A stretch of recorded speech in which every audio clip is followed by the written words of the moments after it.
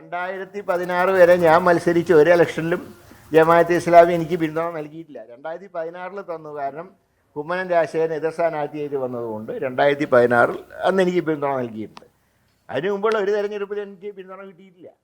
ഈ ജമാഅത്തെ ഇസ്ലാമിയുടെ അമീർ എന്ന് പറയുന്നത് CPM കേരളത്തിന് പുറത്ത് 2019 ശേഷം പിന്തുണ കൊടുത്തിട്ടുണ്ട് എന്നാണ്. 2019 വെൽഫെയർ പാർട്ടി എടുത്ത തീരുമാനം ഇന്ത്യയിൽ എല്ലായിടത്തും കോൺഗ്രസ് നേതൃത്വത്തിലുള്ള മുന്നണിയെ പിന്താങ്ങാനാണ്. ഇന്ത്യയിൽ മൊത്തത്തിലെടുത്ത തീരുമാനം. സ്വാഭാവികമായിട്ടും അതിൻ്റെ ഗുണം തമിഴ്നാട്ടിലൊക്കെ കോൺഗ്രസിനോടൊപ്പം സഖ്യത്തിൽ മത്സരിച്ച് CPMന് കിട്ടിയിട്ടുണ്ട്. അപ്പോൾ അവർ ദേശീയ നയത്തിലെടുത്ത തീരുമാനമാണെന്ന് എല്ലായിടത്തും കോൺഗ്രസിനെ പിന്തുണയ്ക്കുക. കാരണം BJPക്ക് ബദൽ കോൺഗ്രസ് ആണ് എന്നുള്ള യാഥാർത്ഥ്യം തിരിച്ചറിഞ്ഞുകൊണ്ടാണ് അവരന്ന് കോൺഗ്രസ്സിന്. അപ്പോൾ കേരളത്തിൽ സ്വാഭാവികമായിട്ട് അത് UDF ആണ്.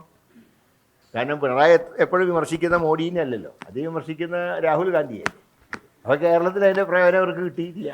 മറ്റ് സ്റ്റേറ്റുകളിൽ കോൺഗ്രസിനോടൊപ്പം നിൽക്കുന്നതുകൊണ്ട് CPMന് അവരുടെ സഹായം കിട്ടിയിട്ടുണ്ട്. അതവരുടെ ഒരു ദേശീയ നയത്തിൻ്റെ ഭാഗമായിട്ടാണ്.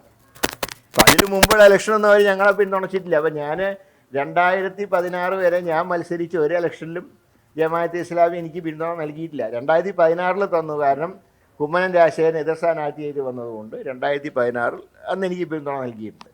അതിന് മുമ്പുള്ള ഒരു തെരഞ്ഞെടുപ്പിൽ എനിക്ക് പിന്തുണ കിട്ടിയിട്ടില്ല. 2019 മുതൽ അവർ കേന്ദ്രത്തിൽ കോൺഗ്രസ് നയത്തിന് അനുകൂലമായിട്ടുള്ള സ്റ്റാൻഡ് എടുത്തിട്ടുണ്ട്. മറ്റൊരു കാര്യം, തൃശ്ശൂർ മേയർക്കെതിരെ VS സുനിൽകുമാർ ഇപ്പം പ്രതികരിച്ചിട്ടുണ്ട്.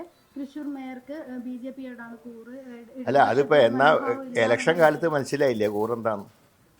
ഇലക്ഷൻ കാലത്ത് കോർപ്പറേഷനിൽ ചെന്ന് അദ്ദേഹത്തിനെ അടുത്ത് പിടിച്ചിരുത്തി സൽക്കരിച്ച് അദ്ദേഹം പ്രഗത്ഭനായൊരു പാർലമെൻറ്റേറിയനാണ് എന്ന് പറഞ്ഞല്ലോ. കാരണം അദ്ദേഹം MP നോമിനേറ്റഡ് MP ആയിരുന്നപ്പോൾ എന്തോ ഫണ്ടൊക്കെ അവിടെ കൊടുത്തു അത്രേ. അതേസമയത്ത് ഇലക്റ്റഡ് MP ആയിട്ട് പ്രതാപൻ എന്നെ ഒന്നും സഹായിച്ചിട്ടില്ല. സഹായം മുഴുവൻ സുരേഷ് ഗോപിയാണ് കിട്ടിയെന്ന് പറഞ്ഞു. അത് വളരെ വ്യക്തമല്ല അന്ന് തന്നെ.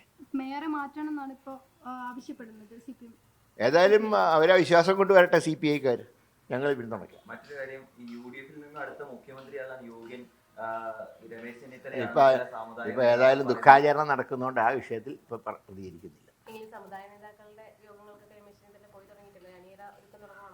സമുദായ നേതാക്കന്മാർ വിളിക്കുമ്പോൾ എല്ലാവരും പോകാറുണ്ട്. എന്നെയും വിളിക്കാറുണ്ട്, ഞാനും പോകാറുണ്ട്.